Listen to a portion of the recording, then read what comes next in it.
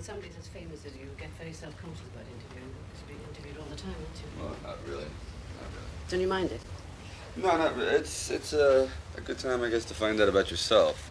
Well, I could be a little psychiatrist then on the quiet, could I? I hope you don't charge much. Could you do me a favour? Sure. I start off by quoting from your press release, and then you pick up the story where I leave off, right? Okay. Okay. Sylvester Stallone was born in the Tough Hell's Kitchen section of New York in the sweltering summer of 1946. His father was a newly arrived immigrant, and his mother was a ballroom dancer at Billy Little's Diamond Horseshoe, and they didn't have much money, and he was brought into this world in a charity award. He couldn't afford a real doctor, and the operation was performed by an intern who accidentally paralyzed the motor nerves on the left side of his face.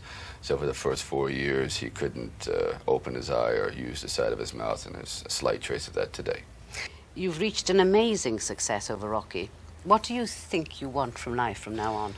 Well, I don't really think about fame or anything like that. Right now, I want to be able to accept responsibility and be able to produce films, and by that I mean acting and writing and whatnot, that really are responsible, that have something to say about life, that will better life, and that perhaps when I go to my grave, they'll say, well, he made some contribution in saying that the man really has an unshakable spirit and optimism, and he can do anything he wants if he applies himself, because I'm a living testimonial to that. I mean, I think if I can do it, anybody can do it. It's just a matter of applying yourself. You've got very firm views about what kind of films, though, that people are ready to receive. Sentimentality, you're not afraid of, are you?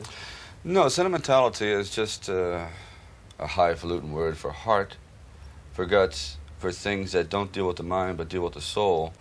And I become emotionally involved with music that really brings up some kind of emotional feeling. I feel that films can do that. Rocky was a very, very simple story, but it didn't touch the mind, it touched the heart. And I'm not saying that there's not room for many, many other types of films. Of course there are.